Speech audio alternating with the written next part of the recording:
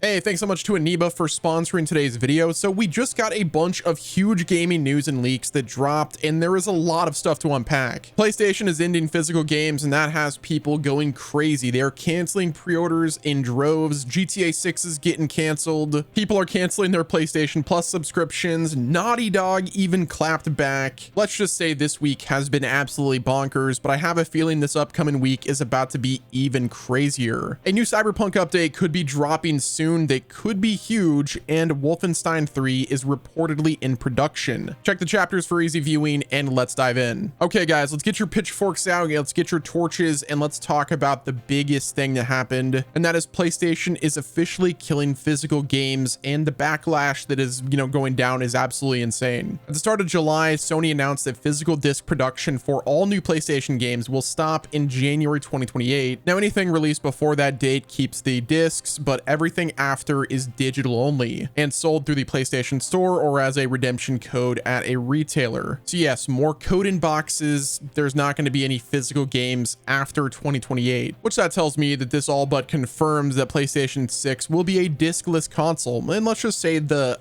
discourse, get it, discourse has been pretty wild. Now, all of this craziness happened after the GTA 6 pre-order launch. Rockstar already confirmed that the, so-called physical edition of GTA 6 is just a download code in a box with no disc inside. That game launches on November 19th, 2026 at the $80 price tag for the standard edition and $100 for the ultimate edition. Now, whenever the GTA 6 pre-orders dropped, people were like really hyped, and they, obviously pre-ordered the game regardless of the situation. But ever since this Sony news dropped, a lot of people on Twitter and across, various social media accounts have been publicly, shaming them and straight up canceling their GTA 6 pre-orders, which is pretty wild to see. Now, will those people keep that energy whenever it comes to the launch of GTA 6 and, the launch of the PlayStation 6? That is to be determined, but the fact that there's all this uproar that seems like it's back to back, GTA 6 announced that it's digital only, and then boom, PlayStation is like, oh, by the way, we're not doing any physical discs anymore, so have fun. Now, here's the part that is pretty insane. The factory that does the PlayStation discs is already allegedly being repurposed. According to a report from the Austrian outlet ORF that's been picked up by Insider Gaming, the, plant that does the discs for PlayStation and Sony has already moved their production toward making optical micro lenses, which those just so happen to be used for, what do you know, AI data centers. Now, it's been 4 days since Sony has tweeted anything. Like, the PlayStation account has been dead, which is wild to see. Now, my gut tells me that Sony is probably going to course correct this, because all of this silence kind of tells you that they did not expect this level of heat. They're probably like, okay, surely no one's going to care that we cancel physical discs. Like, no one's going to care, right? Surely. But the part that I keep going back to is if this disc factory is already being retooled for micro lenses, them doing a, complete reversal seems unlikely. Like, you don't sink that much money into converting your plant if you plan to walk it all back a month later. Now, other outlets like Forbes have said outright that the anger will not move, Sony this time. And of course, whenever they announced this news, Sony stock actually went up after the announcement. So shout out to that. Like, gotta love, getting rewarded for doing some bad news. But what I don't understand is why doesn't Sony like meet people halfway at the bare minimum? Like, maybe if you're not going to do discs, what if you do like a cartridge based system like Nintendo Switch? Sure, obviously there's problems with the game key card and all that situation, but at least give people the option to have more control over the digital media that they have. Like, perhaps before you announce that physical copies are going away, maybe like announce, updates and features that give people more control and ownership over their digital library, like being able to buy, sell, trade, or,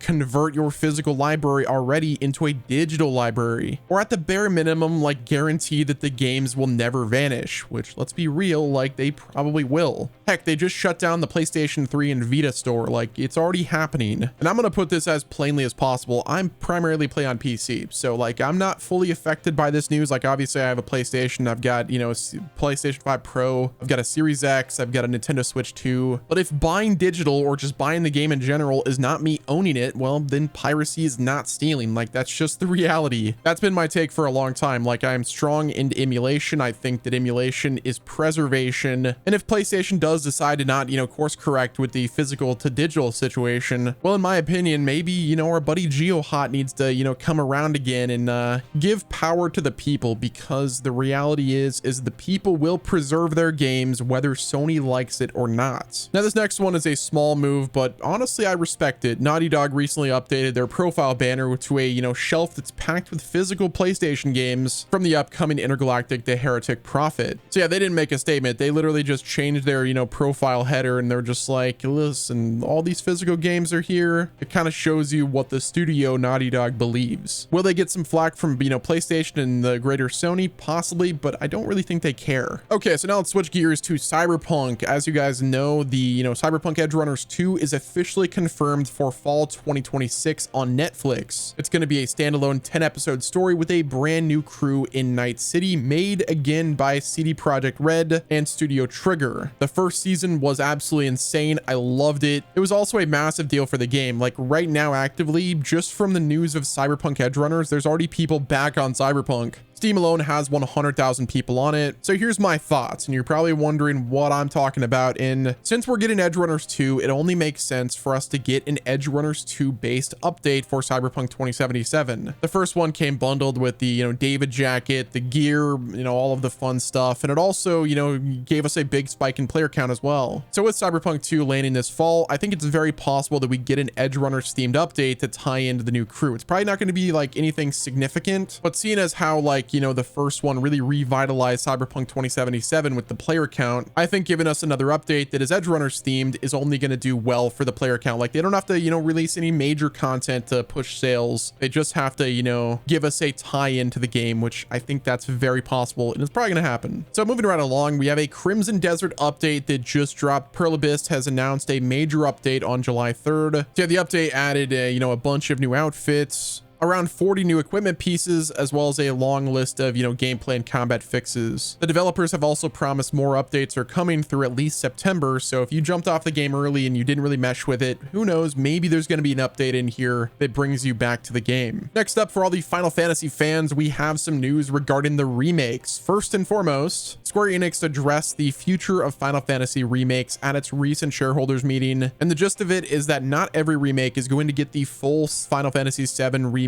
treatment, meaning that the 3-game expansion with new lore and, you know, the open world action and stuff, well, that's not going to be happening for every single remake. Each one will take its own approach based on what the, you know, modern players expect and what the market is actually, you know, asking for. So they're really going to look at community feedback, and they're going to try to respect the fans who love the original. So a future, you know, FF6 or FF9 remake could end up, you know, more faithful rather than a complete reinvention. Next up, we have a leak for Final Fantasy VII Revelation. We have multiple DLCs that have surfaced on the Epic Game Store backend. These were spotted by the, you know, Epic DB tool, and the listings reference a premium edition, a premium plus edition, 9 separate DLCs, which will likely be tied to the jobs. And the thing that has everyone talking is a story expansion is happening. Now, it's worth taking this stuff with a grain of salt. Some of it could be placeholders or, you know, cosmetic packs, but with Revelation being the final chapter of the trilogy with no 4th game to, you know, kind of rush into, it kind of gives the team to, you know, really expand things and focus on the post-launch rather than having to, like, just go next. And now for the biggest news, Wolfenstein 3 is reportedly real, and, you know, Xbox is currently in absolute chaos. So in the midst of all of the craziness with Asher Sharma and, you know, completely changing up Xbox and how it looks, a leadership change has surfaced at Arkane Studios. Machine Games co-founder and studio director Jörg Gustafsson has taken over as president of Arkane, who the CEO, the previous one, Leonard, recently resigned on June 13th, and this was quite the big shakeup. Now, Jez Corden reported it, but Bloomberg's Jason Schreier clarified that this was a move that actually happened months ago, and Gustafsson has been effectively overseeing both studios since last summer. So it's not a brand new promotion or anything that, like, dropped overnight. It's now just become public. But here's the part that comes straight from Jez. Microsoft is reportedly investing in Machine Games off of, you know, the success of Indiana Jones, which, if you guys haven't played that one, it's really good. I strongly recommend it. But according to Jez and his sources, Wolfenstein 3 is in production, and it's being built to pair with a Wolfenstein TV series that Microsoft is developing with the Fallout TV producers at Amazon. So they're basically going to take what Fallout has done successfully and try to do that with Wolfenstein. Now, this news is dropping after all of the craziness that said that Arkane was actually on the chopping block for Xbox. The Verge reported that, Marvel's Blade was over budget and pushed to late 2027, and the studio itself could possibly, face closure, which at least that is a silver lining. At least Arkane and Machine Games are going to be safe, which I think is a good thing. Now, there were some rumors that Obsidian was at risk, which, dude, when I saw that, I was like, this is the last straw. Like, if they shut down Obsidian Entertainment, I am done with Xbox. But that was luckily, rolled back really quickly. I believe it was Jason Schreier who said that these reports are false. But let's just say this week is about to be a bloodbath because CEO Asha Sharma has major layoffs and restructuring that's planned to go on Monday, July 6th. So literally tomorrow, we're about to see a bunch of people lose their jobs, which is really unfortunate. It's actually so crazy what's happening with gaming right now. Is PlayStation and Xbox like competing for who can suck the most? Like, what is happening right now? Meanwhile, you have Nintendo that's just like pumping out games and just like being the,